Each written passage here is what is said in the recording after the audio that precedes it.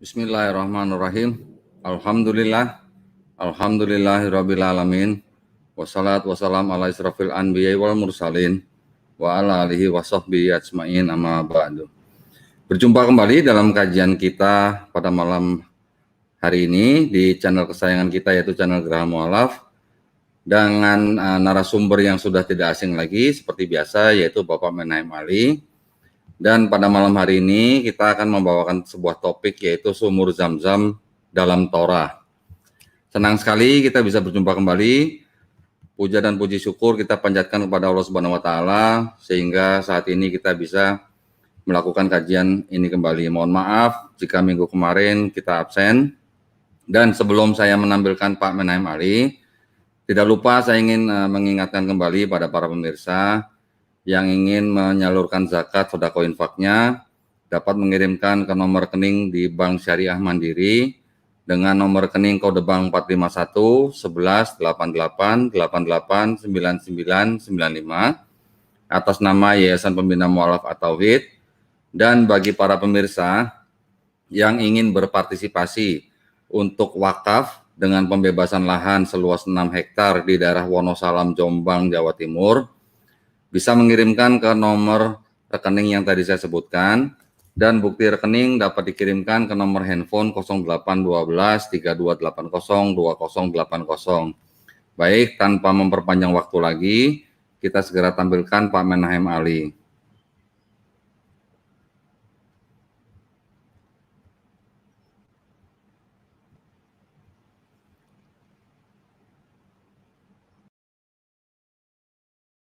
Assalamualaikum Pak Ali, sehat Pak?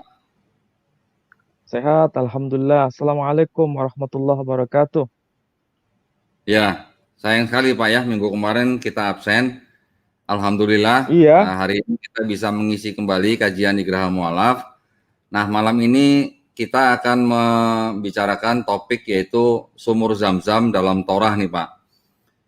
Kira-kira apa nih Pak pengantarnya nih Pak, supaya kita bisa dapat gambaran sedikit nih Pak. iya. Kalau bicara mengenai sumur Zam-Zam, sebetulnya ini bukan sesuatu yang terdokumentasi dalam tradisi Islam saja, tetapi juga sesuatu yang terdokumentasi dalam tradisi Judaisme atau dalam agama Yahudi. Nah, sebelum kita coba untuk membahas dokumen-dokumen yang melintas batas agama ini, kita mulai dulu dari apa yang termaktub dalam Al-Quran. Kita akan mulai saja Pak Dendi ya. Baik, silakan Pak Ali. Ya, baik. Assalamualaikum warahmatullahi wabarakatuh.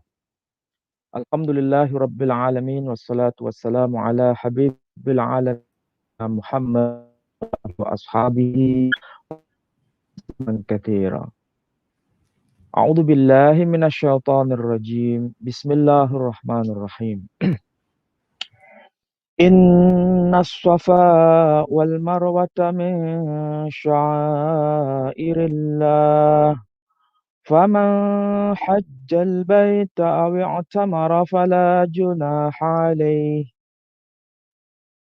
فمن حج البيت أو اعتمر فلا جناح عليه أن يطوف بهما ومن تطوع خيرا فإن الله شاكر عليم. Shadaqallahul Azim. Kita tadi membaca ayat yang termaktub dalam surah Al-Baqarah, surah yang kedua, ayat yang ke-158. Kalau saya merujuk pada Quran terjemah bahasa Indonesia yang diterbitkan oleh pemerintah Republik Indonesia, sebelum ayat 158 itu ada kode perikop. Nah, di dalam Quran terjemahan bahasa Indonesia ini Pak Dendi, ada yang disebut dengan istilah perikop karena ada sebutan di situ manasik haji. Jadi kalau dilihat ayat itu, ayat 158 di bagian atas itu ada dua kata itu sebagai istilah perikop. Judulnya manasik haji. Oh, Jadi ini bisa menarik diperlihatkan, sebetulnya. Pak? Ayat 100. Ah, ini nih. Ini ayat 100, sorry. Ayat 158 ini. Ada manasik haji. Oh, Bagian iya, iya, atas. iya. Ya, manasik Iya, haji. iya, iya. Jadi kalau saudara kita kaum Kristiani ada juga mengenal istilah perikop, dalam terjemahan Quran bahasa Indonesia juga ada istilah perikop di sini. Cuma kita tidak biasa menyebut dengan sebutan perikop. Tapi mudah-mudahan ini menjadi sebuah pengetahuan baru. Oh, ternyata dalam Quran terjemahan Indonesia ada juga dengan sebutan perikop ini. Dan kebetulan ayat 158 itu judulnya atau perikopnya manasik haji. Nah, kalau Hmm. dibaca, saya baca frase yang bagian depan saja. Ayat Quran bahasa Arabnya berbunyi, Inna sofa wal marwata min syairillah. Sesungguhnya sofa dan marwah adalah sebagian dari syiar Allah. Itu arti harfiahnya. Ya. Faman hajjal baita awi atamara fala junaha alaihi ayyat tawafa bihima. Maka barang siapa yang beribadah haji ke Baitullah atau berumrah, maka tidak ada dosa baginya. Dan seterusnya. Ayat itu saya sebutkan sampai di situ saja. Ada catatan di sini yang perlu kita cermati. Sebetulnya, kalau kita sebagai seorang yang beragama dan memahami Quran ini dalam konteks teologis dan historis, tentu ada titik temu. Kenapa saya sebut istilah teologis? Karena ini merupakan wahyu dari Allah Subhanahu wa taala. Maka saya sebut dengan istilah teologis, sesuatu pesan yang berasal dari surga. Dan saya kira semua agama juga punya kitab suci, dan kitab suci itu diklaim sebagai wahyu dari surga. Nah, dalam konteks Quran, kalau ini dianggap sebagai wahyu dari surga, dalam bahasa orang-orang akademisi menyebutnya istilah teologis. Maka ayat ini kita terima apa adanya. Tapi sebagai seorang mukmin yang baik, sebagai seorang muslim yang baik, kita pasti akan mendialogkan ayat ini dalam konteks historis, bukan berhenti pada makna teologisnya saja. Kalau dalam makna teologisnya, Allah mengatakan inna dengan kalimat taukid di situ. Dengan pernyataan yang sebenarnya patut diuji. Apakah pernyataan Allah ini benar atau ada sesuatu pesan yang patut kita kaji melintas batas dokumen agama-agama. Ketika Allah menggunakan ungkapan inna, itu dalam tradisi bahasa Arab, itu kalimat taukid yang menunjukkan sumpah Allah dengan penuh pernyataan dan patut diuji kalimat itu. Sumpahnya Allah apa? Sesungguhnya Sofa dan Marwa itu merupakan sebagian dari syiar Allah sendiri. Jadi di situ disebutkan dua istilah, yakni Sofa dan Marwa. Kalau bicara mengenai Sofa dan Marwa, itu sebetulnya nama tempat, bukan nama orang, bukan nama malaikat, tapi ini nama tempat. Dan tempat ini merujuk pada satu bukit, yakni Bukit Sofa, satunya lagi Bukit Marwa. Anehnya, pada ayat ini tidak disebutkan siapa pribadi yang terkait dengan Bukit Sofa dan Bukit Marwa ini. Dan peristiwa apa yang melatari ungkapan Bukit Sofa dan Bukit Marwa. Tapi yang jelas ini merupakan bahasa simbol. Kalau bicara bahasa simbol, disebutkan asar atau jejaknya, berarti ada pelaku historis pada masa itu. Yang tentu saja secara ringkas Quran hanya menyebutkan asar. Asar itu jejak, yang berkaitan dengan tempat. Yang di sini dimaksud adalah Bukit Sofa dan Bukit Marwa. Kenapa bicara mengenai Bukit Sofa dan Bukit Marwa? Tentu saja ini tidak berdiri sendiri, tapi berkaitan dengan satu ibadah. Ibadah apa itu? Faman hajjal baita awi tamara. Maka barang siapa yang menunaikan ibadah haji ke Baitullah atau berumrah. Jadi istilah Bukit Sofa, istilah Bukit Marwah sebagai sebuah tempat bukan sekedar tempat biasa, tapi ini tempat suci yang terkait ibadah suci, yakni haji dan umrah.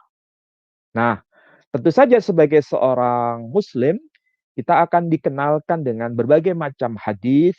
Ternyata peristiwa Bukit Sofa dan Bukit Marwah itu ada kaitan dengan tokoh yang bernama Hajar dan Ismail.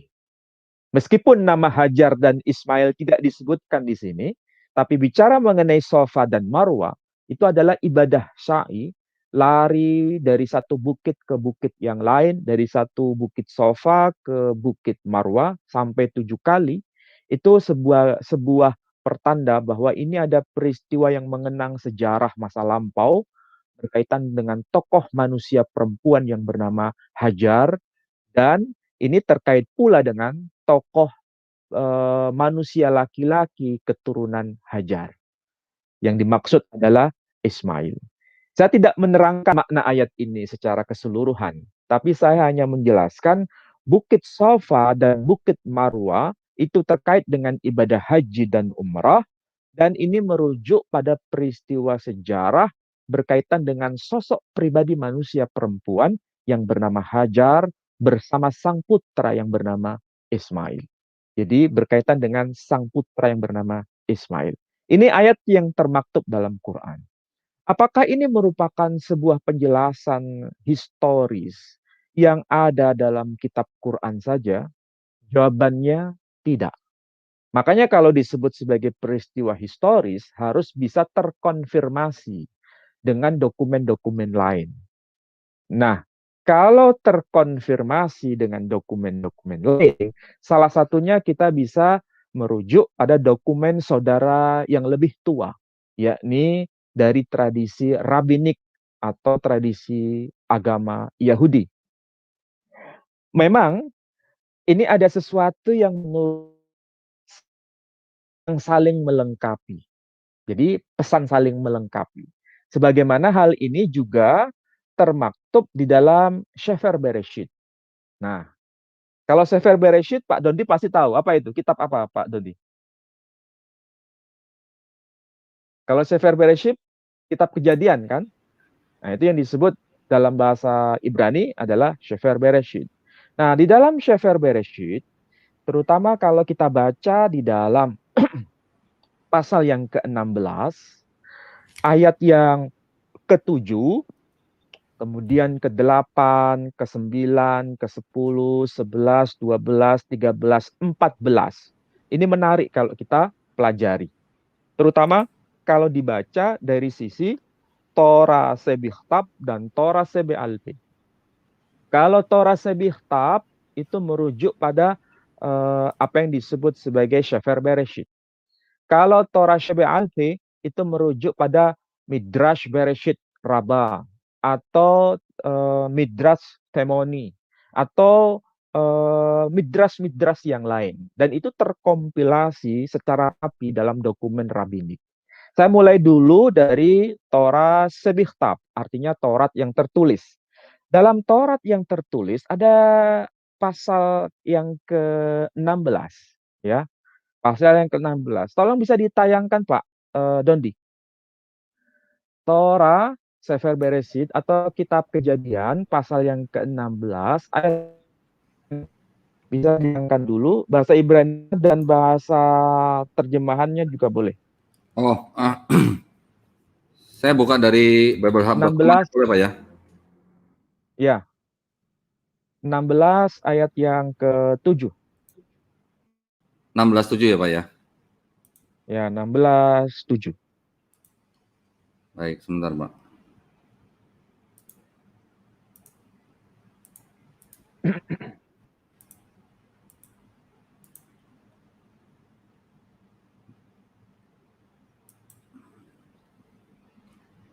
Ya, terlihat Pak. Belum muncul tuh. Ini Pak ya. Diperbesar bisa nggak ya? Saya Ya, kurang sebentar, bisa Pak. lihat tuh, terlalu kecil.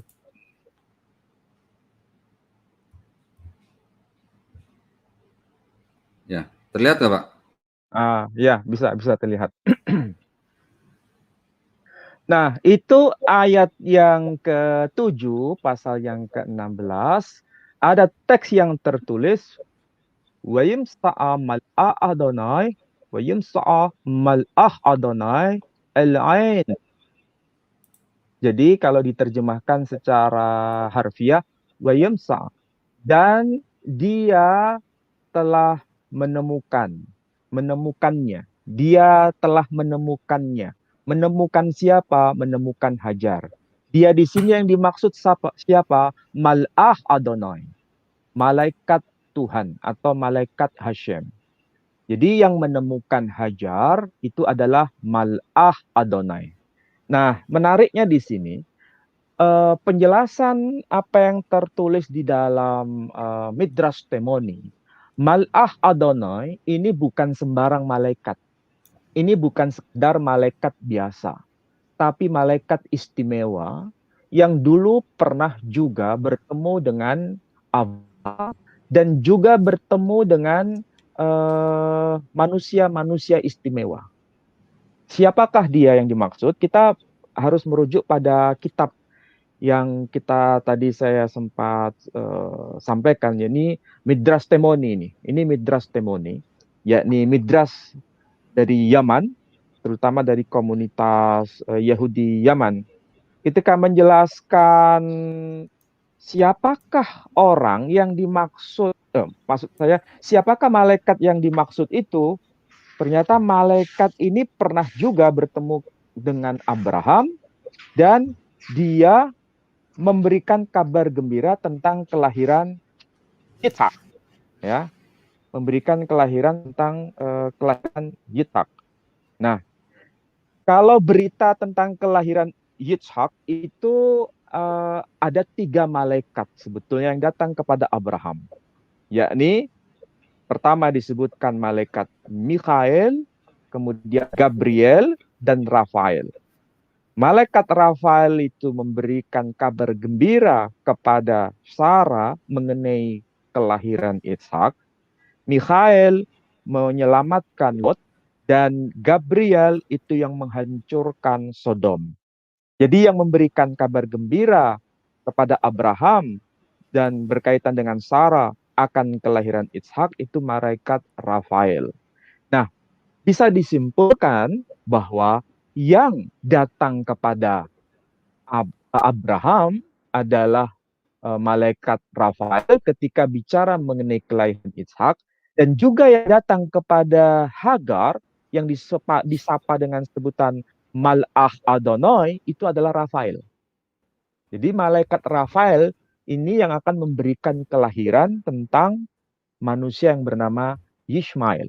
Jadi tokoh malaikatnya sama, malaikat istimewa yang memberikan kelahiran akan Ismail dan Yitzhak kepada Abraham ataupun kepada Sarah ataupun kepada Hagar.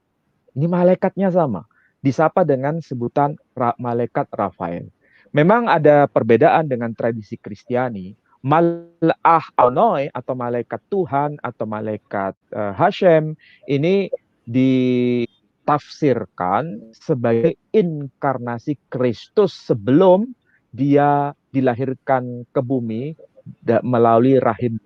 Ini tafsiran Kristiani. Dan saya kira saya tidak perlu ikut campur dalam persoalan ini.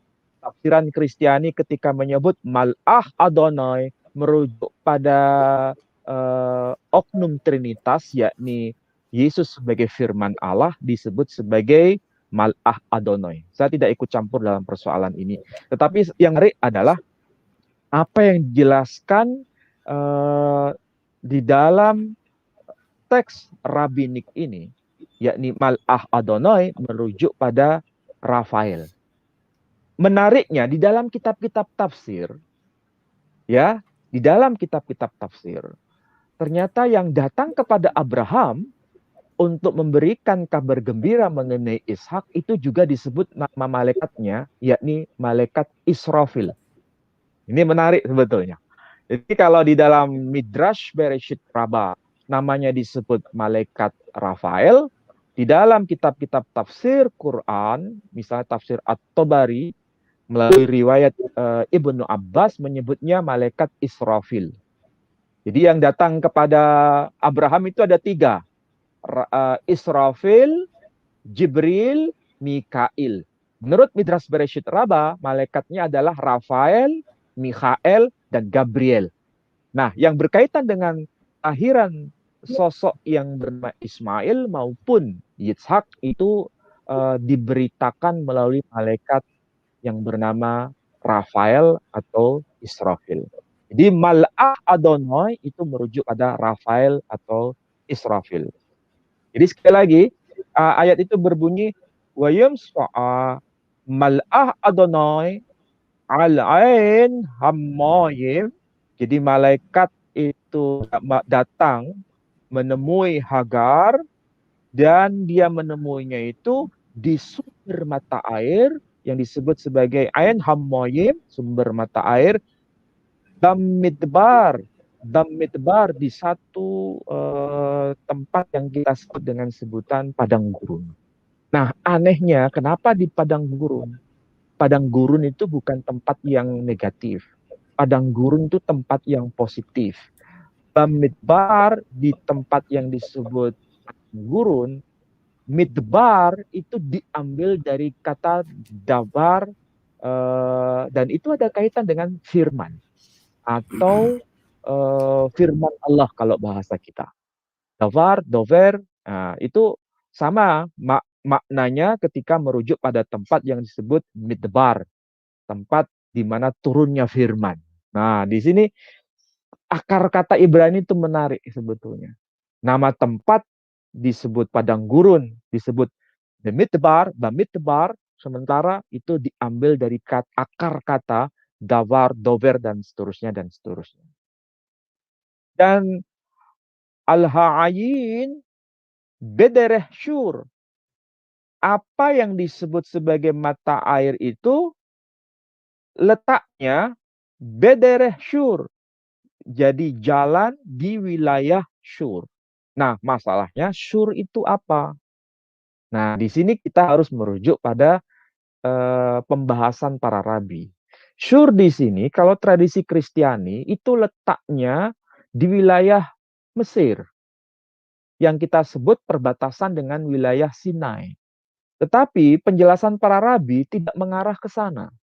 Penjelasan para rabi itu justru letaknya di tempat yang sangat spesifik. Di manakah itu? Kita bisa lihat satu dokumen yang disebut ini. Ya, disebut dengan Tafsir At-Taurah bil Alif Rabbenu Sa'adiyah Gaon ben Yosef Al-Fayyumi. Jadi ini adalah karya rabbinik yang ditulis oleh seorang rabi yang bernama Sa'adiyah Gaon ben Yosef Al-Fayyumi. Ini saya ambil dari versi bahasa Arab dan bahasa Prancis, jadi version Arab du Pentateuch. Dan ini diterbitkan di Paris, di kota Paris. Dan tolong bisa ditayangkan ya, yang tadi saya sampaikan ke Pak Dondi ya, yang ada tulisan Siap, Arab, Pak. yang tulisan yang terakhir. Yang keberapa, Pak? Yang ini? Kenapa? Yang terakhir. Yang terakhir apa ya? Yang ini, Pak ya? Yang terakhir. Ya itu.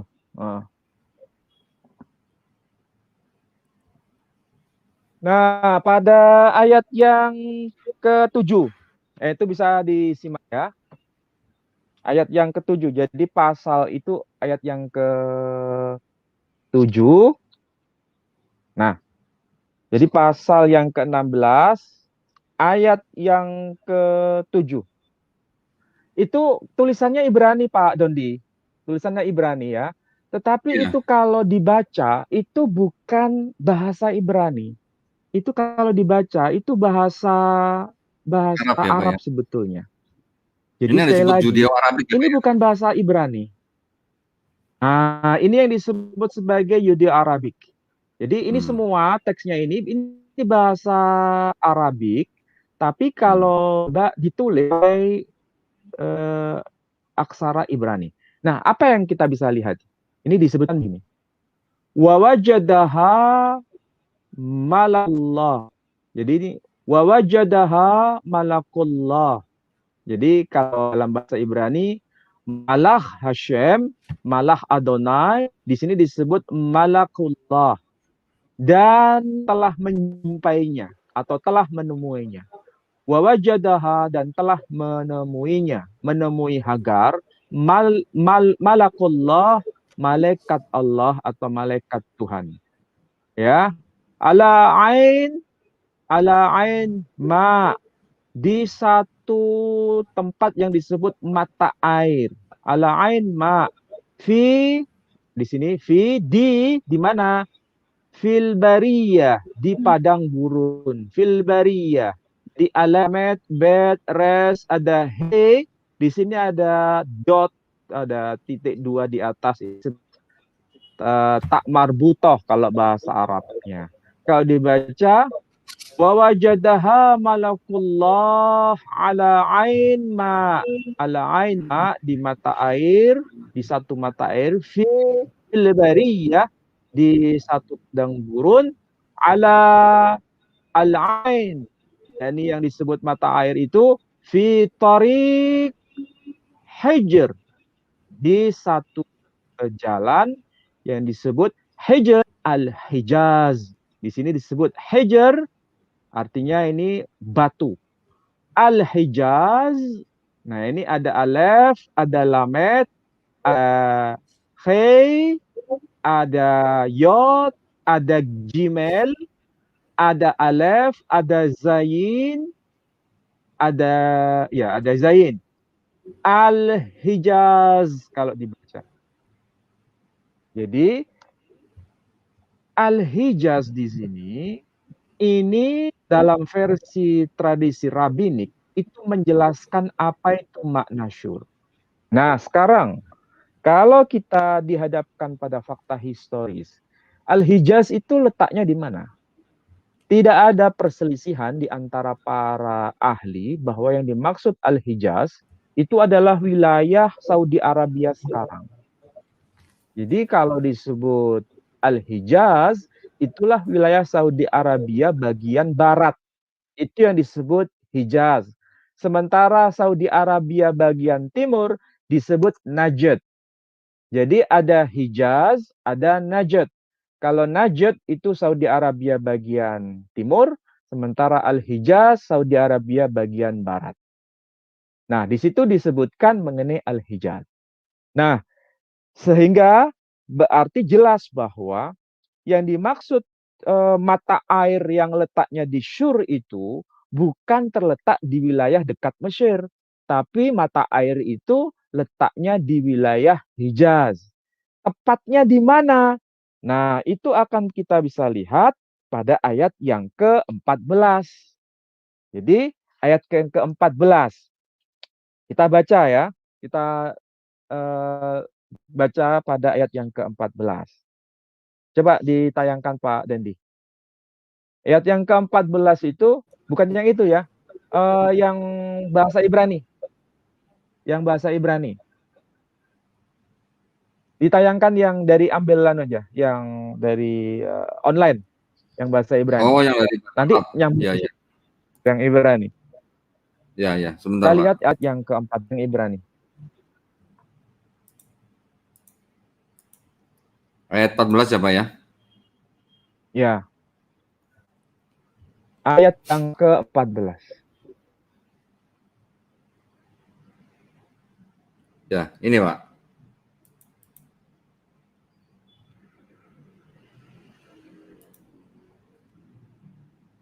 Nah, ini masih pada pasal yang sama ya. Tetapi ayatnya ayat yang ke-14. Artinya ayat 14 ini masih nyambung dengan ayat yang ke-7 yang tadi kita bahas. Artinya ini masih satu narasi. berkaitan dengan tokoh yang bernama Hagar yang ditemu oleh malaikat. Malaikat itu bernama Israfil atau Rafael. Dan pada ayat 16 ayat yang ke-14 pasal 16 ini semakin memperkuat apa yang dimaksud pada Al-Hijaz tadi. Kalau bahasa Ibraninya ayat 14 disebutkan begini. Watikra Shem Adonai Haddover Eleha. Ya. Kemudian Atta Elroy. Ini ada lanjutannya Pak Dandi ya. Iya. 14. Nah. Kalau diterjemahkan secara harfiah begini. Watikra Shem Adonai Hadder Eleha. Dan Hashem menyebut itu berkata kepadanya, Hagar berkata kepada Hashem itu dengan ungkapan begini, Atta Elroy, engkau adalah Elroy. Ki amra hagam halom ro'iti akhire roy. Jadi ini merupakan sebuah penegasan bahwa Hagar ketika ditemui oleh malaikat itu, kemudian dia menyebut lokasi tempat ditemuinya Hagar oleh malaikat Hashem, malaikat Tuhan itu dengan sebutan El Roy. Tempat itu disebut El Roy. Karena Tuhan telah menampakkan diri kepadanya. Nah, ini kemungkinan kita agak susah memahami ayat ini kalau kita tidak merujuk penjelasan para rabi. Sementara para rabi kita bisa mengacu pada Rabbi Ibn Ezra. Ini bukan hanya merujuk pada Rabi Sa'adia Gaon, tetapi juga mengacu pada Rabbi Ibn Ezra. Apa yang dikatakan oleh Rabbi Ibn Ezra? Coba lihat di slide yang tadi ya. Slide yang saya sampaikan.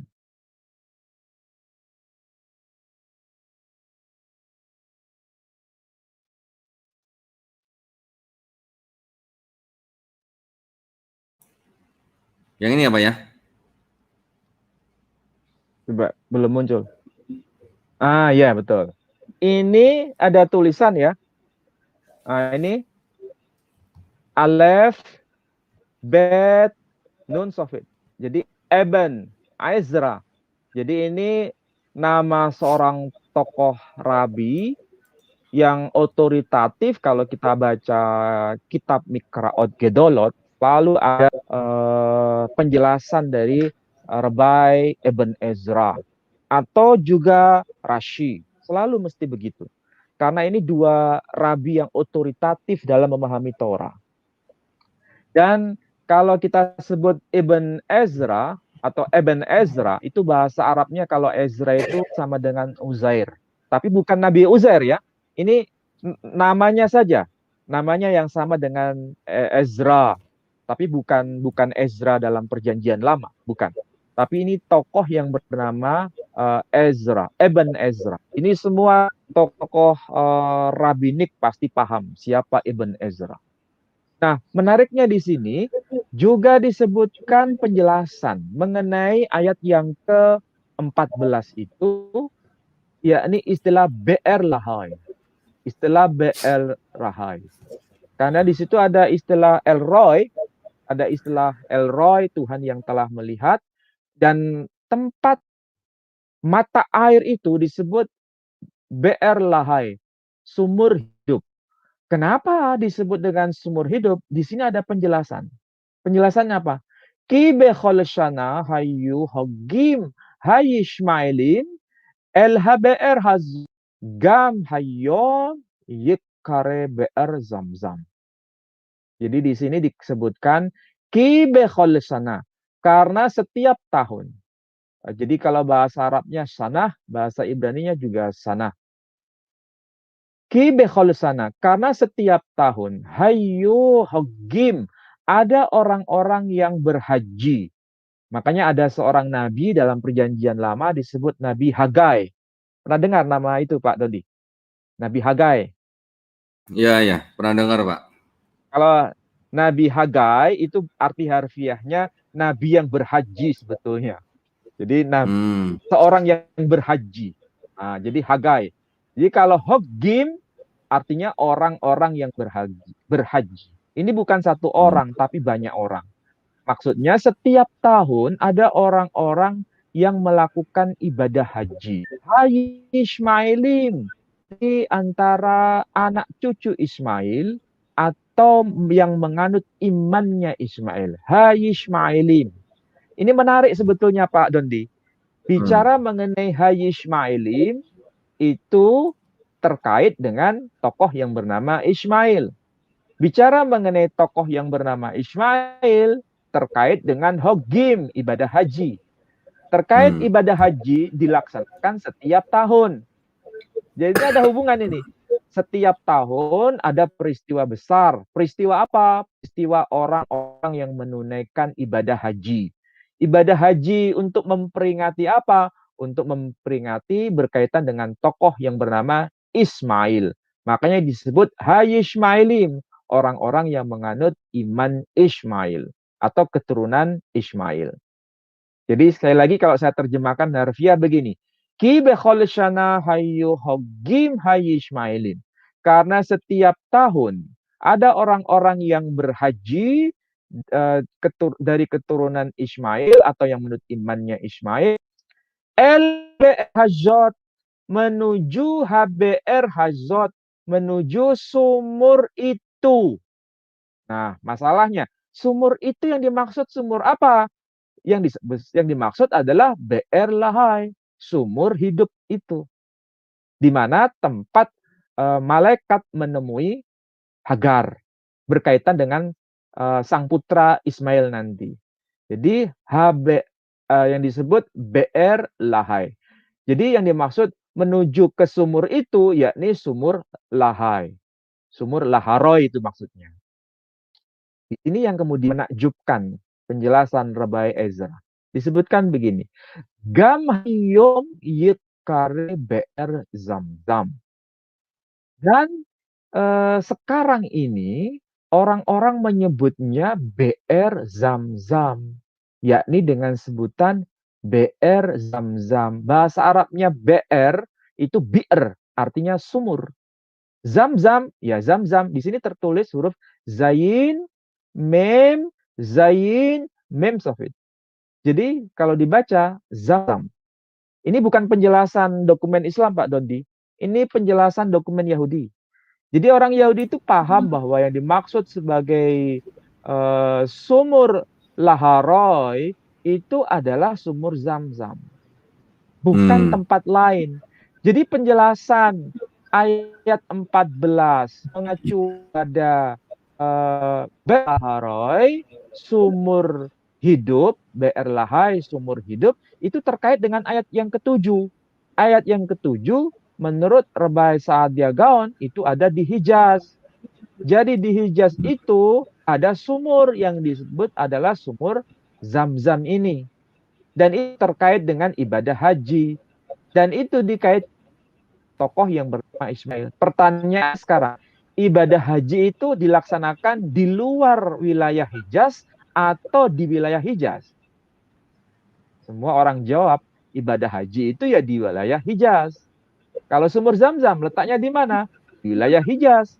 Jadi penjelasan Rabai Ibn Ezra dengan penjelasan Rabai Saadia Gaon itu tidak uang, berkaitan erat. Jadi tidak bertentangan rasa di antara rabi-rabi itu. Ya, berkaitan ayat yang ke-14. Satu lagi Pak Dandi yang saya sampaikan itu. Slide-nya satu lagi. Yang ini ya Pak.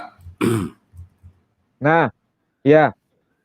Ini juga termaktub dalam Mikraot Gedolot. Penjelasan dari Rabbeinu Bahya. Jadi Rabbeinu Bahya menyebutkan penjelasan berkaitan dengan apa yang dimaksud dengan sumur yang sama. Ya, sumur yang sama. Sumur apa itu? Juga yang dimaksud adalah sumur Zam-Zam. Di sini coba lihat ini. Dikatakan begini. Ki bekholshana hayyu Hayi Ismailin. Ya. Karena setiap tahun ada orang Ismail, ya, ada orang-orang Ismail atau orang yang mengatakan Ismail. Hogim, orang-orang itu melaksanakan haji. LHBR Haze, sumur ini. Nah, sumur ini sumur apa? Lihat penjelasan di bagian atas yang huruf yang di bold itu. Ini berkaitan dengan apa? BR Lahai Roy. R Lahai Roy. Jadi berkaitan dengan sumur hidup. Roy, El Roy itu. Aku telah melihat. Jadi ini sumur hidup di situ di Hajar telah melihat malaikat Tuhan. Nah, itulah nama sumur dalam bahasa Ibrani. Ternyata dijelaskan maksud dari sumur BR Lahai itu dengan sebutan apa? Dengan sebutan ini, LHBR Haze, menuju sumur itu. Nah, di sini ada pernyataan berikut. Gam hayom yikrae, Gam hayom yikrare BR Zam-Zam. Lagi beliau berkata, dan sekarang disebut dengan sebutan sumur Zam-Zam. Ini ada pernyataan Zain, Mem, Sof. Zam-Zam. Jadi yang berkata begini, Rabbi Bahya juga membuka data kepada kita. Menurut dokumen-dokumen Yahudi, sama antara Rabbi Saadia Gaon dengan Ibn Ezra ataupun Bahye dan rabi-rabi yang lain menyebutkan nama lain dari bahasa Ibrani yang bahasa Arabnya disebut sebagai Sumam Air Zam-Zam. Jadi bukan merujuk pada tempat yang lain. Kalau ditanya sumur Laharai kepada saudara kita yang Kristen, mesti jawabannya macam-macam. Jawabannya yaitu pokoknya sumur bukan di bukan di Saudi Arabia, sumur yang lain, asal bukan di Saudi Arabia. Entah itu surnya mana? Ya surnya adalah wilayah Mesir. Pokoknya bukan di Saudi Arabia. Yaitu selera saja ya, selera tafsiran Kristiani terserah saja. Tapi karena ini dokumen Yahudi, maka yang patut dijadikan bahan pertimbangan adalah tradisi Yahudi sendiri secara terang-terangan menyebut dengan sebutan BR Zam-Zam. Dan kisah ini terkait dengan tokoh yang bernama Hagar. Jadi sekali lagi begini, ini menarik Pak Dondi. Di dalam Quran hanya disebutkan mengenai Bukit Sofa, Bukit Marwah. Tanpa disebutkan nama secara letterleh, nama Zam-Zam ataupun nama Hagar. Sebaliknya dalam dokumen Midrash Bereshit Rabbah atau di dalam Midrash Temoni atau di dalam penjelasan dari Rabbi Saadia Gaon, Rabbi Ibn Ezra, Rabbi Bahye menyebutkan bahwa ini ada nama sumur Zam-Zam dan itu terkait dengan tokoh yang bernama Ismail, terkait dengan ibadah haji, terkait dengan tokoh yang bernama Hagar, dan itu tanpa disebutkan nama bukitnya, Bukit Sofa maupun Bukit Marwah. Nah, kalau dihubungkan dua tradisi ini, bukan saling menafikan, tapi justru saling melengkapi. Sehingga bisa disimpulkan, apa yang tertulis di dalam Quran dengan apa yang tertulis dalam kitab-kitab rabbinik Yahudi itu satu dengan yang lain saling memberikan dukungan fakta. Artinya ini merupakan sebuah fakta historis yang diterima oleh dua komunitas ini, dua komunitas iman, baik Yahudi maupun Muslim. Jadi dua-duanya bersepakat bahwa apa yang tertulis dalam Torah itu berkaitan dengan fakta historis yang ada di Hijaz atau di Saudi Arabia atau yang berkaitan dengan ibadah haji di satu tempat yang kita kenal dalam tradisi Islam dengan nama Makkah itu. Jadi sekali lagi, apa yang tertulis dalam tradisi Yahudi itu sangat begitu lengkap, disebutkan nama wilayahnya dengan nama Hijaz, kemudian sumurnya disebut dengan nama sumur Zam-Zam, untuk pelaksanaan ibadah haji berkaitan dengan iman Ismail, sementara dalam Quran disebut nama Bukit Sofa dan Marwa untuk acara sakral yang disebut haji dan umrah. Jadi saling melengkapi dan saling menopang.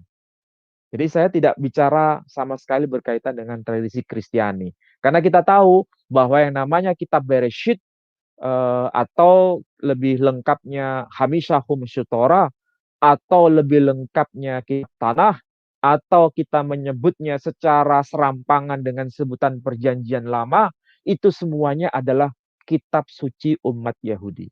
Maka mau tidak mau kita harus kembali pada pemahaman bagaimana para rabi memahami kitab sucinya.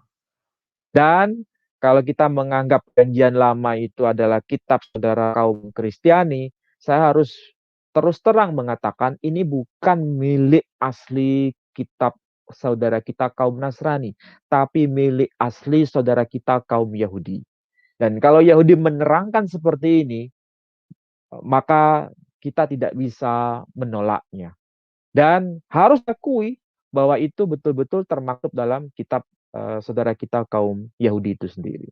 Begitu Pak Dendi yang bisa saya jelaskan.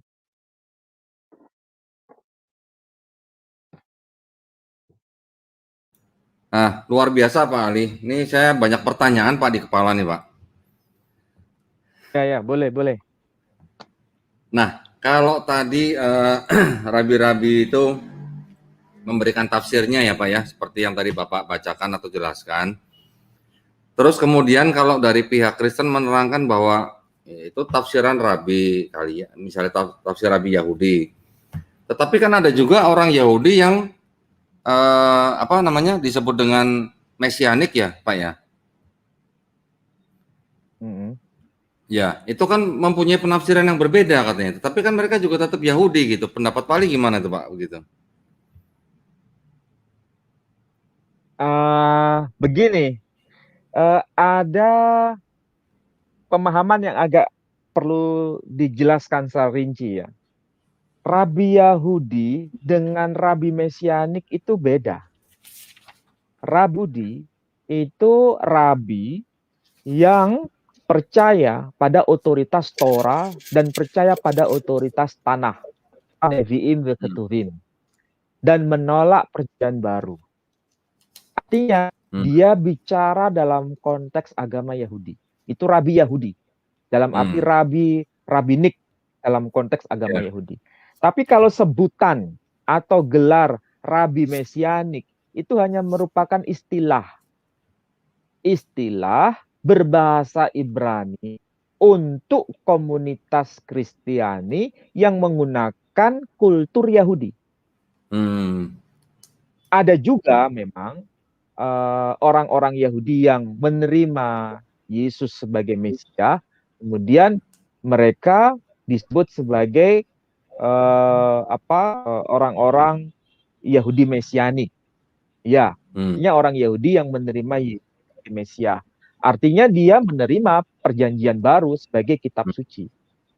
Nah, kalau dia menerima kitab suci perjanjian baru sebagai teks otoritatif, maka dia tidak berhak disebut sebagai penganut agama Yahudi.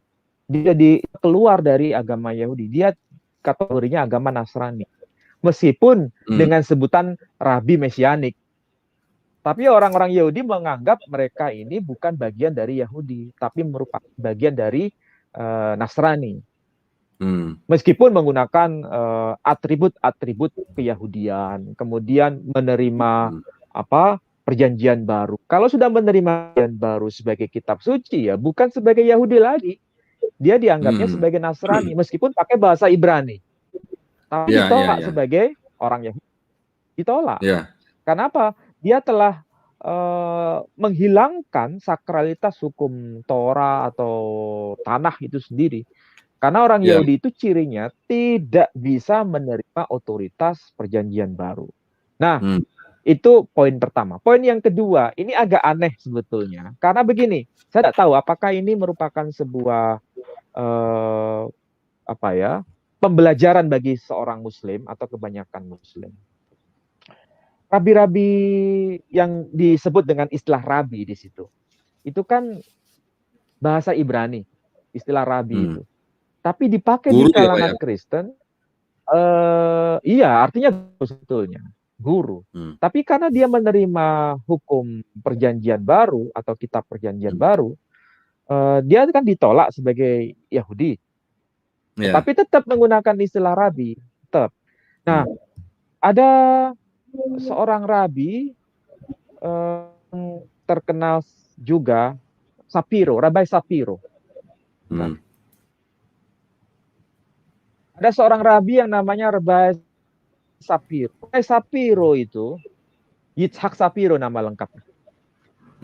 Memang menolak bahwa sumur Laharo itu bukan sumur Zam. Dia menolak. Tapi ingat, dia bukan dari tradisi Yahudi ya. Meskipun disebut Rabai Yitzhak Sapiro. Dia orang berdarah Israel ya. Tapi dia menolak tradisi Rabanik. Kenapa? Karena ini dikaitkan dengan Ismail. Ya Pak. Jadi yang ditolak itu adalah penjelasan Rabai Ibn Ezra terkait mengenai sumur Zam-Zam. Ya, ditolak oleh dia. Tetapi saya baca dalam bukunya dia, dalam buku apa itu mengenai Kosher Peak ya, Kosher Peak bukunya. Itu dia mengutip pernyataan Ibn Ezra dalam rangka membenarkan kemesiasan Yesus. Aneh kan? Nah, jadi ketika bicara mengenai kemesiasan Yesus, dia mengutip ungkapan Rabai Ezra sebagai teks otoritatif, tetapi ketika Ibn Ezra berbicara mengenai sumur Zam-Zam, ditolak sebagai teks otoritatif. Ini kan standar ganda berarti. Iya, kok begitu ya Pak? Makanya kita kalau belajar itu tidak boleh setengah-setengah. Kita belajar apa yang ditulis oleh Ibn Ezra itu sebagai satu kesatuan. Tidak mungkin dipilah-pilah. Jadi begini, kalau kita mengikuti cara berpikir siapa yang tadi saya sebut dengan namanya itu Yitzhak Sapiro, yang disebut dengan Rabai Yitzhak Sapiro. Untuk membenarkan Yesus sebagai Mesias, dia mengutip teksnya Ibn Ezra dari teks Yesaya. Ya, tulisan dari Ibn Ezra demi membenarkan kemesiasan Yesus. Tetapi ketika bicara mengenai sumur Zam-Zam dan itu pernyataan dari Ibn Ezra berkaitan dengan Sefer Bereshit, dia tidak mau menerimanya sebagai sebuah kebenaran. Kenapa harus dipilah-pilah pernyataan Ibn Ezra ini? Kalau menguntungkan imannya dikutip, tetapi ketika itu tidak menguntungkan iman, ditolak. Ini kan berarti tebang pilih.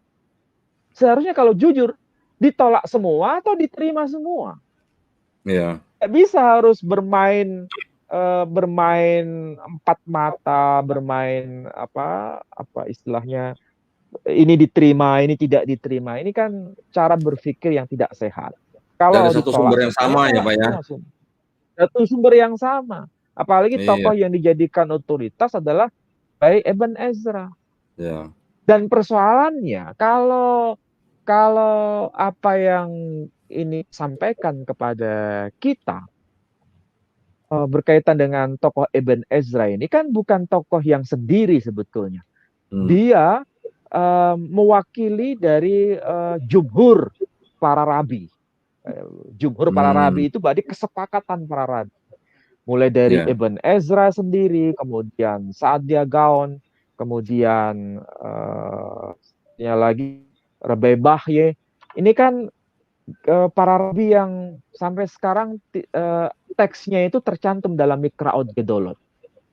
Kalau kita baca Mikraot Gedolot itu ya, itu kan di situ ada pendapat dari rabi-rabi itu, dan tentu saja bukan sekedar pendapat pribadi, ada pendapat yang bersumber dari halakha, ada yang bersumber dari midrash, dan itu babonnya ada dalam kitab-kitab midrash, Bereshit Rabbah, dan sebagainya dan sebagainya. Hmm. Jadi sekali lagi kita harus bicara itu dalam konteks tidak tebang pilih. Kalau tebang pilih ya itu ketika berkaitan dengan imannya diterima, ketika tidak berkaitan dengan iman ditolak. Ya, Saya ya, bisa ya. memahami pemahaman Rabi begini, memahami Ibn Ezra. Rabai Ibn Ezra, dia jujur mengakui begini, bukan berarti dia menjadi Muslim. Rabai saat dia gaon menjelaskan mengenai Hijaz, sur di tengah Hijaz, bukan berarti dia telah ganti agama menjadi Muslim. Rabai Bahye menyebutkan bahwa sumur Laharoy itu maksudnya sama dengan sumur Zamzam. Bukan berarti dia telah mengubah agamanya menjadi Muslim. Tidak, dia tetap menjadi agama Yahudi. Tetapi dia mengakui bahwa itu adalah aspek historis. Tetapi tidak ada kaitannya dengan tindakan teologis agama Yahudi. Agama Yahudi tidak mungkin berhaji ke Mekah.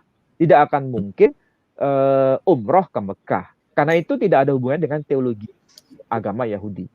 Tetapi diakui secara historis. Sebagaimana umat Islam. Umat Islam itu menganggap yang namanya Hekal Sulaiman atau Baitul Maqdis atau Yerusalem itu sebagai kiblat. Tetapi itu sekarang tidak dianggap menjadi bagian teologis Islam, tetapi menjadi bagian historis yang benar. Jadi di sini ada saling menghargai sebetulnya. Jadi kalau disimpulkan begini Pak Dudi, orang Yahudi memang secara teologis tidak berhaji ke Mekah, tidak berumroh ke Mekah, tapi secara historis mengakui itulah wilayah Hijaz, wilayah suci.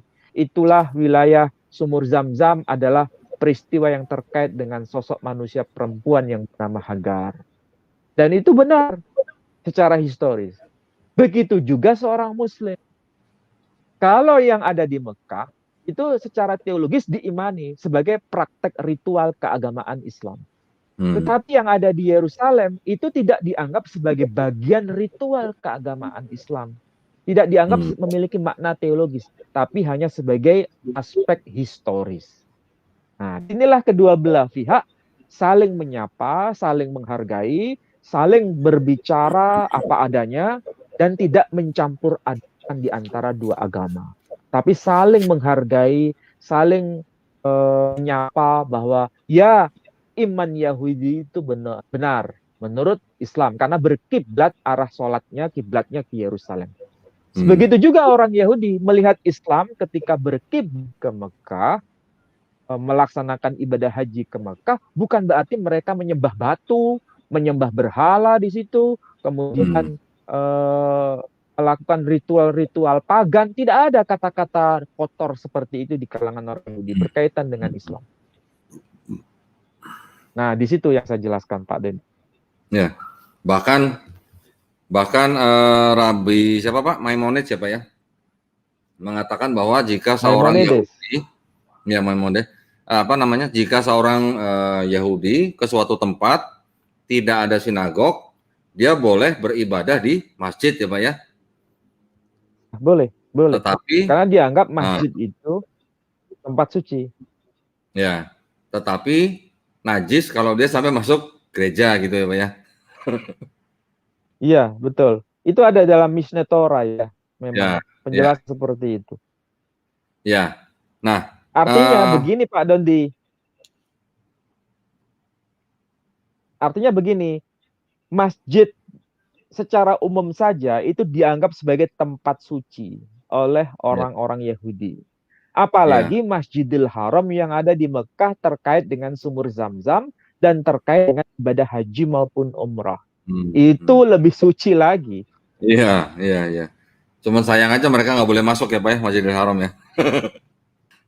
Oleh pemilik ya nggak masalah. Oleh kerajaan Arab gitu ya, sayangnya nggak boleh masuk.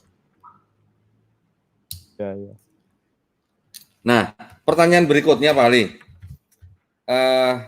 Tadi kan Pak Ali sudah menjelaskan rabi-rabi ini menafsirkan bahwa memang sumur Zam-Zam itu memang benar berkaitan dengan Hagar dan Ismail gitu ya Pak ya. Tetapi kok mereka kok nggak sampai mengakui kenabian Nabi Muhammad SAW ya Pak ya? Apakah karena memang di Torahnya secara definitif luasnya itu memang sama sekali tidak tertulis atau bagaimana Pak? Ya, begini sebetulnya. Ini kan berkaitan dengan iman masing-masing ya. Karena percaya atau tidak percaya itu kan berkaitan dengan iman. Kalau kita bertanya kepada orang Yahudi, kenapa kok tidak percaya mengenai Muhammad sebagai seorang nabi?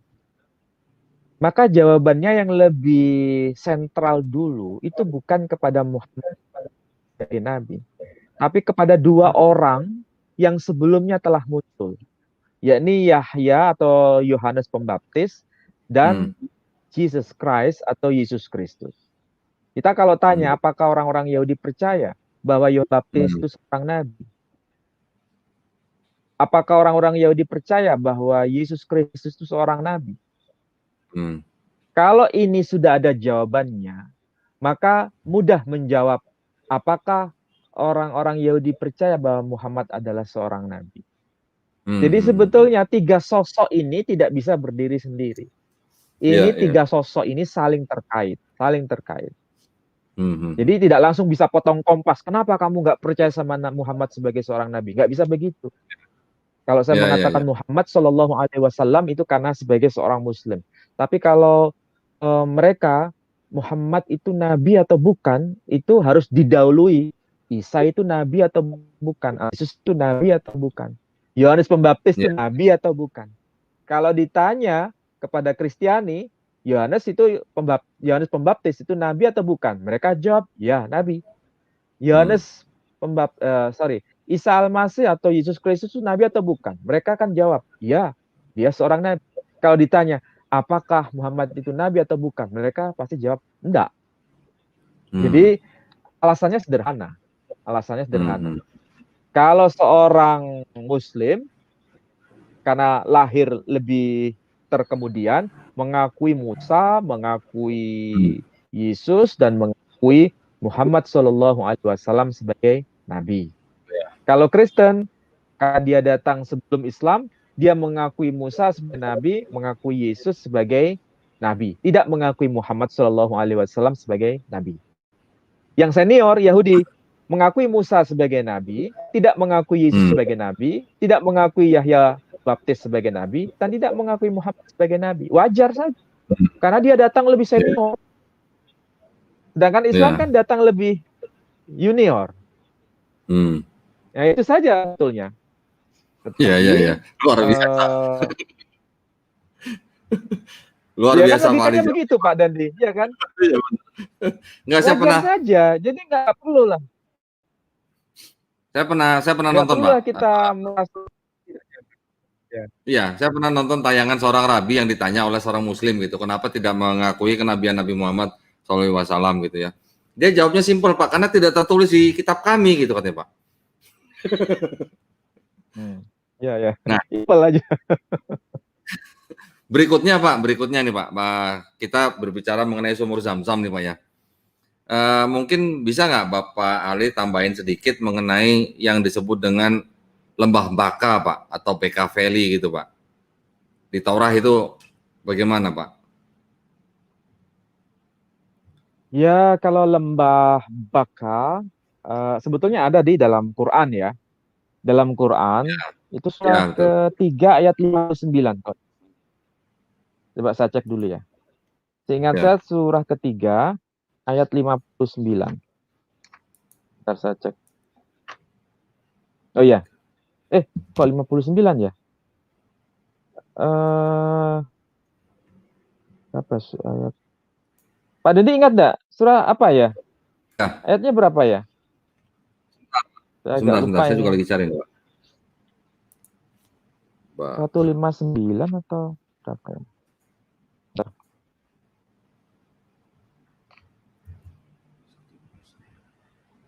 Yang jelas ayatnya itu bunyinya inna awwala baiti wudi'a lin-nasi lalladzi bi Bakkah. Ayatnya begitu bunyinya. Sesungguhnya rumah yang pertama kali dibangun di muka bumi ini letaknya yang disebut Bakkah di situ. Ya, ya. Nah, Bakkah ini menarik dalam bahasa Arab sebetulnya karena kata Bakkah itu diambil dari kata baka. Baka itu artinya tangisan. Jadi Ya, kalau tangisan. lembah Baka itu lembah tangisan. Ketemu Pak Don di ayat berapa? Sebentar, Ketemu. sebentar, Pak. Lagi baca nih. Jadi ayatnya itu jelas. Jadi lembah Baka itu adalah tempat yang disebut tempat tangis. Makanya orang yang datang ke situ mesti menangis. Karena Hmm. melihat tempat itu langsung secara ekspresif mereka menangis. Dan itu terkait dengan orang yang pertama kali menangis di tempat itu. Dia menangis ke hadapan Tuhan dan kemudian muncul Malach Adonai, malaikat Tuhan. Disitulah terjadi yang disebut sebagai sumur Zam-Zam itu. Jadi Hmm. tempat atau lokasi itu disebut Bakkah itu ada nilai historisnya. Ada latar historis yang dulu pernah terjadi. Dan di situ disebut dengan kata Baka dari kata Baka. Kemudian dari kata Baka itu muncul nama Makkah. Nah, kita harus tahu istilah Makkah ada huruf mem di depan itu sekaligus meneguhkan Ya, sebentar. lokasinya Makkah. Ketemu Pak Dendi? Temu, Pak. Ini sebentar, Pak. Ini saya lagi mau tampilkan nih, Pak. Di mana? Ya. Sebentar, Pak. Nih, saya tutup dulu yang satu nih, Pak ya. Hmm. Ini apa ya? Ali Imran 96 ya, Pak? Oh, 96 ya, bukan 59 ya, saya kebalik berarti. Ya. Ya. Ali Imran 96 ya. Benar, benar. Ya, seingat saya 59. 96. Ya, disebutkan inna awwala baiti wudi'a lin-nasi lalladzi bi Bakkata mubarakan wa hudan lil alamin. Sesungguhnya rumah yang pertama kali wudi'a lin-nas yang dibangun bagi manusia lalladzi bi Bakkah, letaknya ada di Bakkah. Mubarakan yang penuh berkah, wahudan dan sebagai petunjuk lil alamin bagi seluruh alam. Ini arti harfiahnya. Ada kata Bakka di situ. Nah, nama Bakka dalam Quran itu ada, nama Makkah dalam Quran itu ada. Jadi Hmm. kalau Bakkah itu lebih mengacu pada latar kenapa wilayah itu disebut Bakka karena di situ sebagai tangisan. Hmm. Kemudian disebut Makkah karena di situ tempat menangis. Disebut Makkah. Jadi nama Bakka itu nama kunonya, Ya, ya, Makkah ya. nama berikutnya yang muncul. Ini sama saja sebetulnya dalam Quran ada kota yang bernama Yathrib, Hmm. kemudian juga disebut dengan nama Madinah. Madinah. Dalam Quran Ya. juga ada. Ya, jadi satu lokasi disebut dengan dua nama. Jadi Ya. Madinah itu namanya selain Madinah juga disebut Yathrib. Hmm. Kemudian Bakka itu juga disebut dengan nama Makkah. Ini saya nggak tahu ini kebetulan atau memang ada semacam rekaman kolektif ya. Memang nama Makkah itu juga disebutkan oleh Rabbah Sa'adiyah Gaon. Nah, Nah ini loh. menarik sebetulnya. Di mana itu? Nyambung deh, Di Pak. iya di apa teks yang tadi saya kutip ya. Nah, loh. Kebetulan ini saya punya ya tadi yang saya sebut tuh kitab ini. Ya. Rabai Sa'adiyah Gaon, di kitabnya sama. Di sini otomatis tertulis dengan bahasa Arab, tapi dengan huruf Ibrani.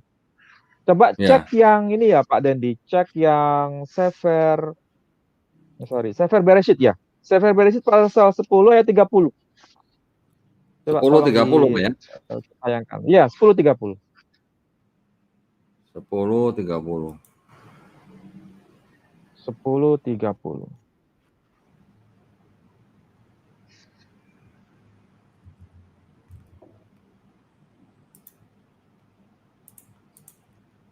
Yang bahasa Indonesianya saja tolong supaya nanti bisa dilihat lain. Oh ya, sebentar. Ini saya 10.30. perlihatkan yang ini dulu, Pak. Ini 10.30 nih, Pak. Sefer Barasit. Yang bahasa Indonesianya sebentar.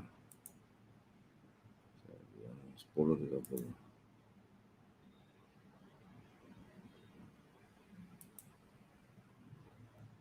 Yang bahasa Indonesia atau yang bahasa Ibrani, Pak? Nah, ini yang bahasa Ibrani kelihatan kan? Di sini ada dua kata kunci, yakni lokasi yang disebut dengan nama Mesha, yang kedua disebut dengan nama Shefara. Nah, ini. Iya, Ini iya. ada Mimesha, kemudian disebut dengan nama Shefara. Apa itu Mesha? Apa itu Shefara? Kita kesulitan melacak itu dalam bahasa Ibraninya. Tapi penjelasan para rabi ini menarik. Salah satunya Hmm, dijelaskan oleh Rabai yang kita kenal sebutannya Radah. Radah. hmm, Jadi nama rabainya Radah. Kemudian yang kedua Sadia Gaon atau Rasak. Nah, hmm. Rasak ketika menjelaskan apa itu Mesha ternyata disebut dengan nama Makkah. Sefara disebut dengan nama Al-Madinah. Jadi Oh, gitu, Pak. Mesha ini adalah Makkah. Sefara itu adalah Madinah. Pak Doni kan ada kitabnya itu, yang bahasa Arab itu, Iya, iya, iya. yang dulu dari saya itu. Iya, Nah, iya, iya. coba lihat tuh ya, yang versi bahasa Arabnya itu. Coba saya cek yang di sini ya. Pasal yang ke-10, Meka, ayat yang ya, Sefarnya itu. ke-30. Pak Doni coba buka yang bahasa Arab itu. Yang tulisan ini, tulisan apa mengenai Makkah dan Madinah. Yang di mana, Pak, yang di sini? Oh enggak, yang pernah saya kirim itu loh, yang tulisan Iya. Arab Madkhal ila Taurah al-Arabiyah itu loh. Udah? Nggak ketemu? Saya bacakan Sebentar, aja dah sebentar, punya Pak. saya. Ketemu? Nggak ketemu, Pak. Kalau Sebentar. di ini, nah, ini tulisannya Ibrani nih. Tulisannya Ibrani nih. Tapi Ya. bahasanya bahasa Arab. Dikatakan begini. Wa kana maskanuhum min Makkah ila antaji'a ila al-Madinah ila al-Jabal Syarqi. Wa kana maskanuhum, dan mereka diam atau tinggal min Makkah, dari Makkah ila antaji'a ila al-Madinah, hingga sampai ke wilayah al-Madinah, ila al-Jabal Syarqi, sampai ke wilayah pegunungan timur. Kalau bahasa Indonesianya diterjemahkan begitu. Disebutkan Makkah. Mem ada ini kata-kata menarik. Wah, ini Kata-kata saya menarik. baru tahu, Pak. Makkah. Saya buka Nah, yang ini bahasa harus Indonesia ya, dicek. Pak ya. Oh iya, bahasa Indonesia boleh. Kalau bahasa Indonesia nggak Coba ketemu dulu. itu. Kalau bahasa Hmm. Arabnya ketemu. Versi Yahudi ketemu. Nah, nah kalau bahasa Indonesianya begini, Pak nih.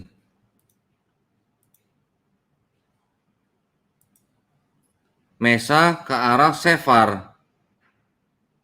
Iya, hanya disebutkan Mesa Sefar.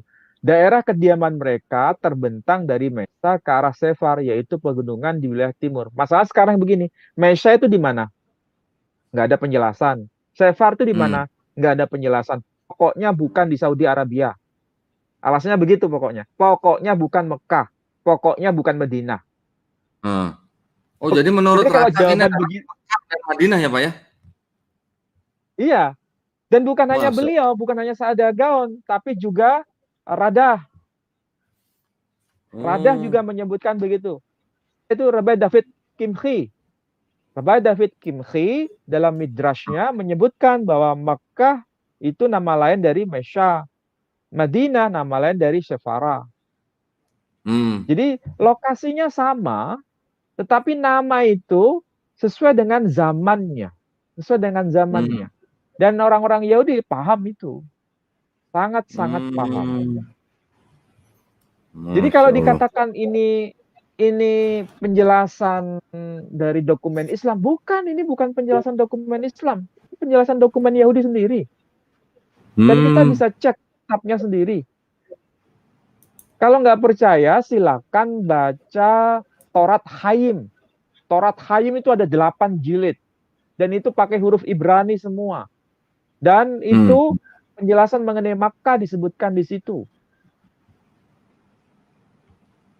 Nah Itu lo, menarik sebetulnya. Menarik sebetulnya. nah lo ini Pak. Jadi, Ah, ini kan saling terkait ya. Bahwa ya, ya, Pak. lokasi besarnya disebut Hijaz. Kotanya Ya. disebut Mekah. Di Mekah itu ada sumur yang disebut sumur Zam-Zam. Di situ telah dilaksanakan ibadah haji. Dan itu Hmm, terkait dengan orang-orang Ismail. Duh, jelas kan semua? hmm. Dan itu Ya. dilaksanakan setiap tahun. Coba. Nah, satu lagi Pak, satu lagi Pak. Ya, Yang disebut dengan lembah Baka tadi, itu sama dengan yang disebutkan di Mazmur 84 ayat 6 nggak Pak? Sama ya Pak ya? kalau dari namanya memang disebut Baka di situ. Disebut Hmm, Baka dalam Mazmur itu. Tapi ya. apakah ini terkait dengan Makkah? Nah, disinilah yang harus dicermati. Kalau dari sisi lembahnya memang sama. Tetapi Hmm, apakah itu merujuk pada dua wilayah yang berbeda? Di sini ada berbagai macam tafsir.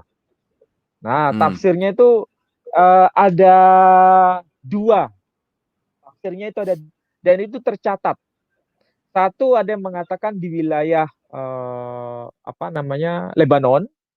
Satunya ya, lagi tertutup di wilayah Mekah itu sendiri. Dan ya. itu terdokumentasi dalam tafsir-tafsir klasik, terutama tafsir dari Koptik. Koptik menyebutkan itu. Hmm. Nanti suatu saat kita akan bicara itu ya, lebih menarik sebetulnya.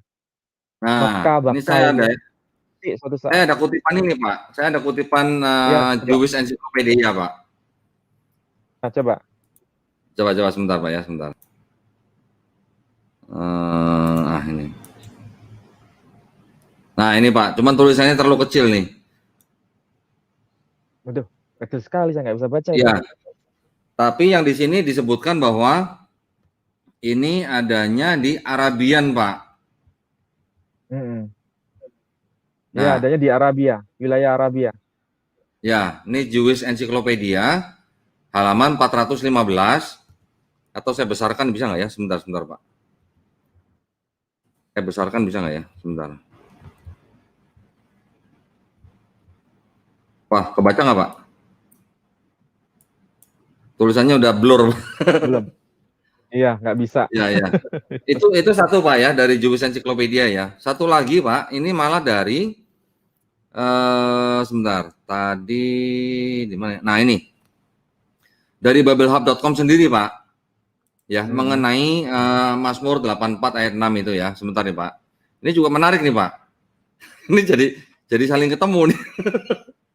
Ya, ya. Sebentar, sebentar, sebentar. Saya copy dulu nih ya Pak ya. Atau saya bukakan ininya Pak ya, babelhub.com-nya ya. Nah, Psalm 84:6.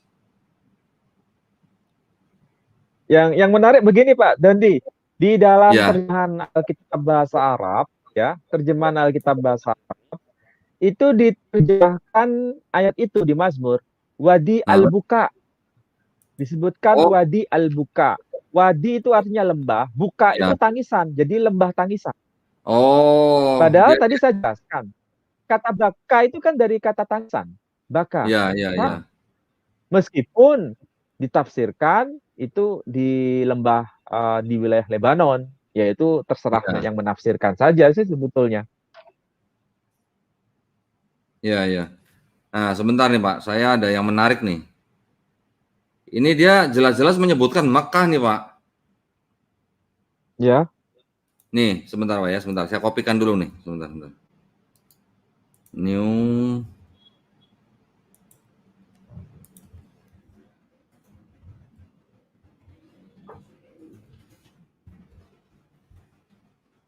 nah ini Pak. Saya share dulu Pak sebentar. Saya share screen sebentar. Wah, ini saya jadi excited nih Pak. Kalau begini nih. Ya. Nah itu Pak. Nah, saya bacakan sedikit Pak ya. Ya, ya, Ini boleh, boleh. from Psalm 84:6 ya Pak ya. Who passing through the valley of Baca, make it a well. Ya. The rain also filled with the pools. Heeh, Passing through the vale of Baca, they heeh, make it a place of springs. Ya, the early rain heeh. clothed it with blessings. Nah, itu ada yang saya kasih tanda merah tuh, Pak, yang saya blok dan saya kasih garis merah tuh, Pak ya. Hmm. Sebelumnya saya tulis gini, Pak. Sorry, saya baca gini di kalimat yang kedua ya. Balsam trees are said to love dry situations, Hmm. growing plentifully, for example, in the arid valley of Mecca. And this is clearly the point of the Hmm. reference. The vale of Baca was some waterless and barren valley through which pilgrims pass of their way to Jerusalem. But faith turns it into a place of springs. Hmm. Nah, dan seterusnya. Di situ jelas-jelas tertulis Mekah tuh, Pak. Iya. Nah, Dan itu terkait dengan ini kan, arah menuju Yerusalem. Ya. Jadi Betul dua tempat ini memang istimewa sebetulnya. Ini dari apa? Dari pihak Kristiani kalau tidak keliru ya namanya yang Ya, menjelaskan ini ya. BibleHub.com, Pak. Ini BibleHub.com, Namanya Pak. siapa tafsirnya ini? Sebentar, Pak ya, sebentar. Saya cek. Iya. Di apa ya, sebentar ya. Paralel. Nah, ini gini, sebentar.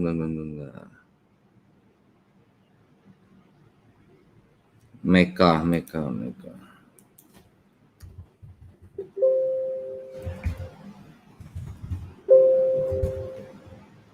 Sebentar, Pak ya.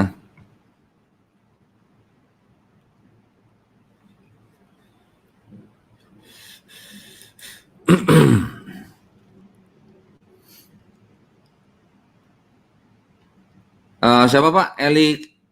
Eli Coach Commentary ya Pak?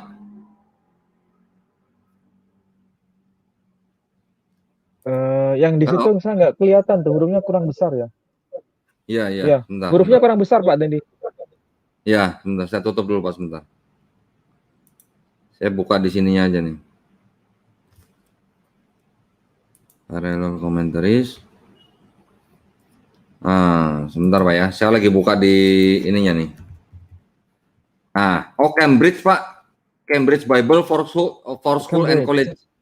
Ya. Ini saya share nih Pak ya. Berarti sudah otoritas itu. Nah, iya. Jadi Cambridge berarti sudah otoritas itu.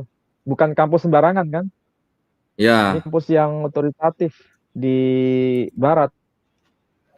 Nah ini Pak, ini ya, Psalm, kelihatan nggak Pak? Psalm ya, Psalm 84:6 ya Pak? Iya, Psalm. Nah, saya besarkan nih Pak. Nah ini Pak nih, Cambridge Bible for School and Colleges nih ya. Nah inilah kata Meka nih Pak. Bible for Schools and College. Nah ini Pak nih kata Meka nih. Iya betul. Ya. Iya. The word emang, Baca.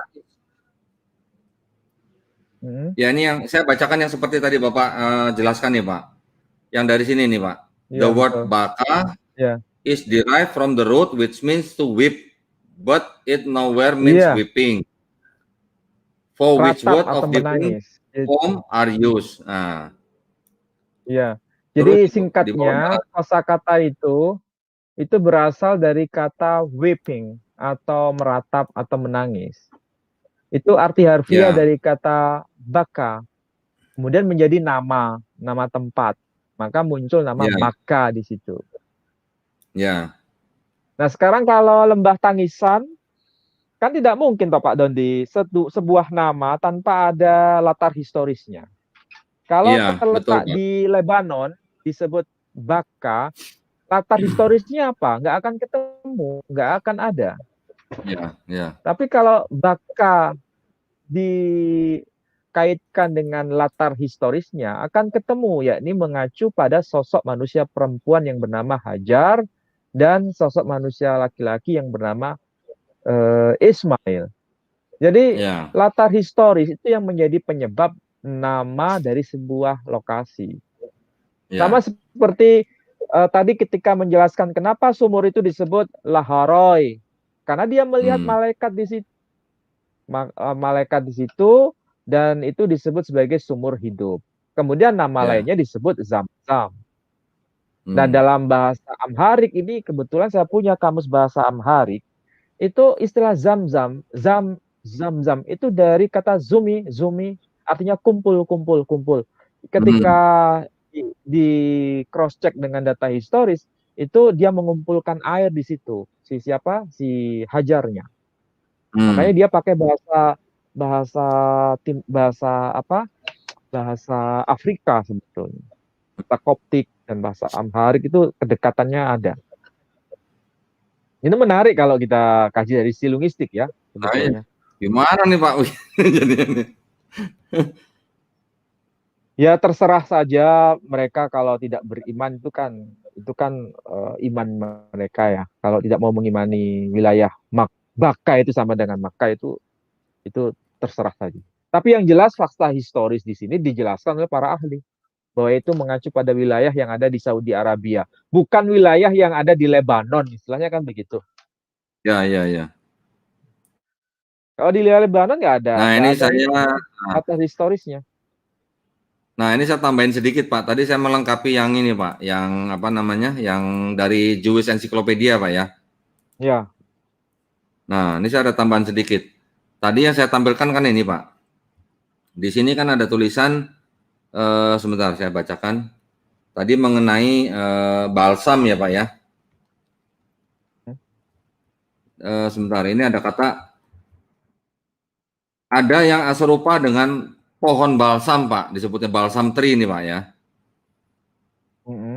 Ya. And it was supposed that a dry valley could be named after this tree. Nah, ada kemungkinan tempat ini diberikan nama dari nama pohon itu, gitu kan? Ya. Ini diambil Nah, dari baka from Arabian. Nah, sekarang kita lihat Pak ya, yang di apa dimaksud namanya? adalah Ya, ini sekarang ada kata-kata Arabia dari di kata situ yang dimaksud adalah Arabia, Saudi Arabia itu bukan yang lain. ya, betul. Nah, dari kata balsam ini Pak, ini rupanya kalau kita pelajarin di ininya lagi di Jewish Encyclopedia ini di sini ada disebutkan yang disebut dengan balsam Mekah nih Pak. Ada tulisannya Mekah nih Pak. Ini artinya dari Jelaskan. daerah Mekah Pak. Ya, Nah, bukan tempat produk lain. balsam ini juga dikenal adalah sebagai balsam dari Arab Pak nih. The product of the balsam Ya, is known betul. in Arabic as balsamic from a balsam tree Pak. Ya, betul. Dan ini sampai terkenal Ya. loh di wilayah Mesir. Makanya dalam Nah, dokumen Mesir, ya, balsam dari Mekah itu dikenal. nah, Dan itu disebutkan nama Mekah itu. Ya, ya, ini apa yang tertulis dalam tafsir kitab Kristen Koptik ya, juga menjelaskan mengenai itu. Artinya sejak ya. zaman dulu sudah dikenal itu. Makkah itu sebagai sebuah lokasi. Belum Itu kan lagi tadi kalau dari nanti kita bicara mengenai Makoraba misalnya Pak Dodi dalam teks-teks yang Latin, yang Yunani atau ya, Latin juga sebutkan begitu, akan ketahuan semua. ya. Nanti suatu saat Pak Dendi kita akan bicara mengenai Makkah secara khusus. Kita baru Siap, bicara siap Pak. Zam-Zam aja kan?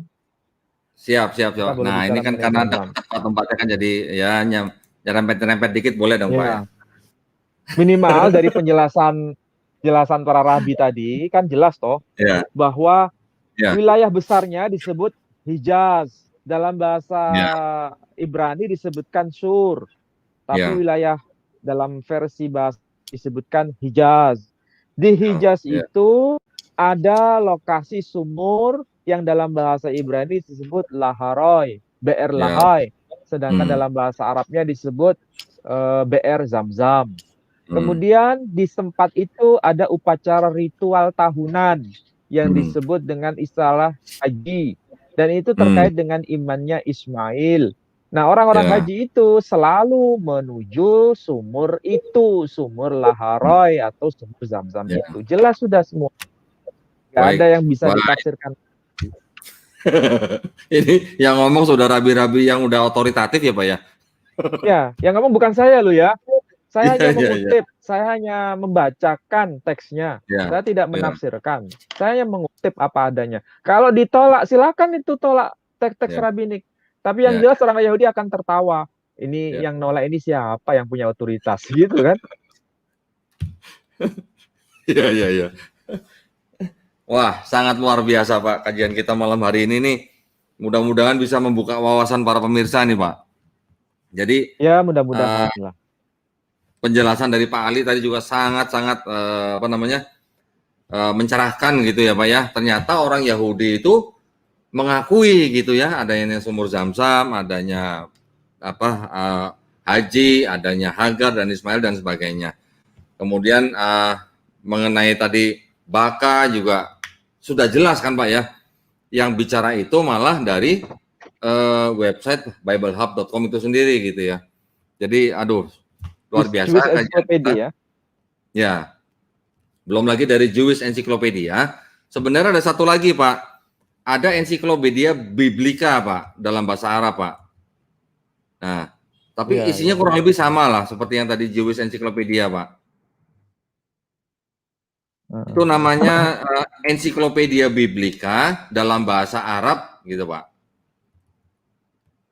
Heeh. Isinya kurang lebih sama dengan yang tadi Jewish Encyclopedia. Baik, ada lagi Pak Ya, Ali ya. yang mau ditambahkan sebelum saya tutup Pak? Ya, saya kira bisa disimpulkan begini.